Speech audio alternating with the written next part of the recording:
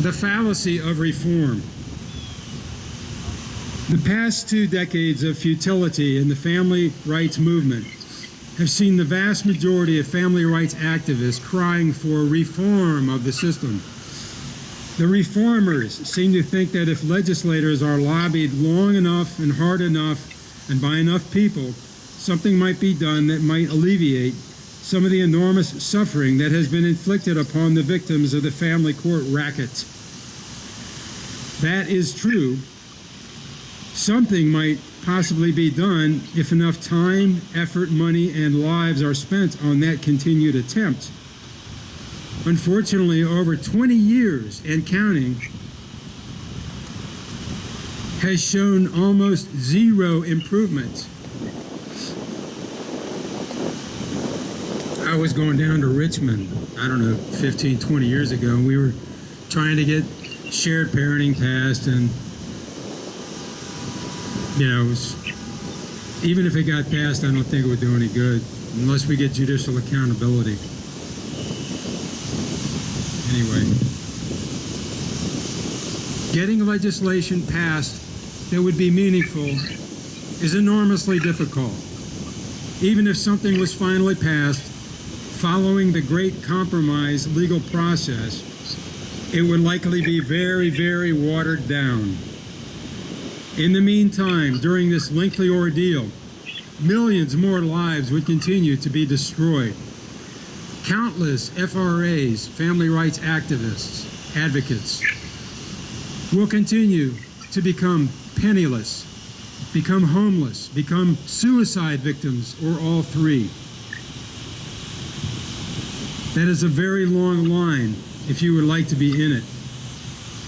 There are plenty of openings. Continued futility only leads to more victims. The reform approach is predicated on the false notion that this nation needs some more laws to deal with the family court racket. That is an incorrect premise. There is plenty of law already on the books that should deal very effectively with the problem. There is a widespread misunderstanding of what the problem is, even among family rights advocates. The vast majority think that what has happened to them is a matter of misunderstanding of their case, overreaching or unfairness by the judge.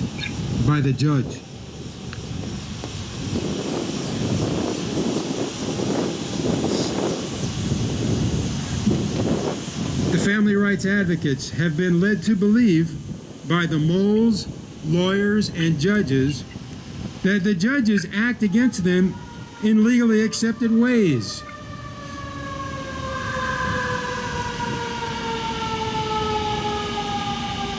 Fire truck.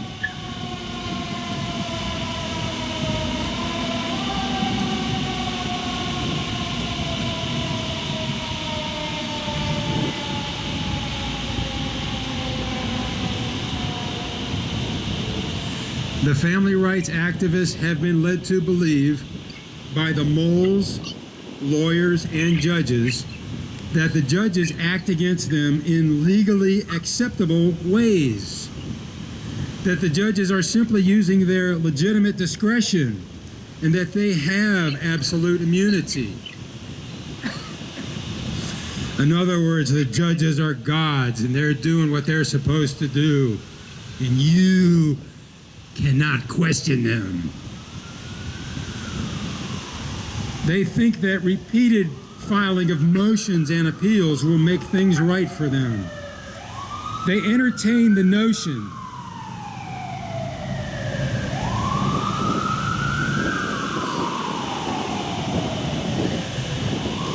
They think that repeated filing of motions and appeals will make things right for them. That was me, man. I just knew if I just kept going at it, kept filing those motions. I mean, I watched Perry Mason growing up, man. The court's gotta work, right? We have a good justice system, right? No, sorry. They entertain the notion that if they file just one more time and dot a few more I's and cross a few more T's, they will receive justice. That is a very incorrect assumption, which is based upon the idea that the judges involved are good, honorable people who have a propensity to do the right thing in accordance with the law. It is a very false and costly mistake most of us make. Going along with that point of view and approach has cost the American people enormously. This is the problem. The judges involved in the family court racket are crooks. They violate the law on a regular basis. They violate the rights of American citizens. In doing so, they are committing felonies pursuant to U.S. Code Title 18, Section 242. They are not being indicted and prosecuted for their numerous crimes against the American people. The solution: the family rights activists and advocates should collectively demand that the crooked judges be indicted and prosecuted for their crimes. The American people need to demand that the law be enforced. When the crooked judges go to prison, the family court racket will come tumbling down. The myriad of abominations that are inflicted upon the victims of the family court racket stem from illicit rights violations in court orders issued by the crooked judges. Those illicit orders are criminal. They are felonies.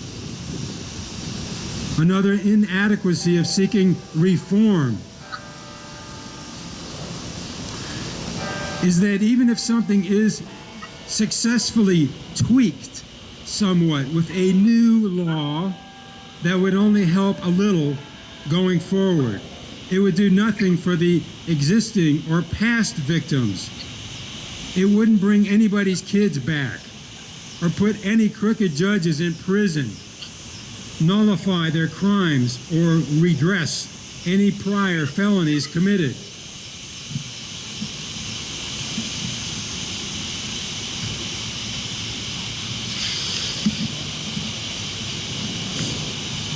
So if you want to make a sign for next week to carry around D.C. or in front of the FBI building or the Justice Department or the Congress,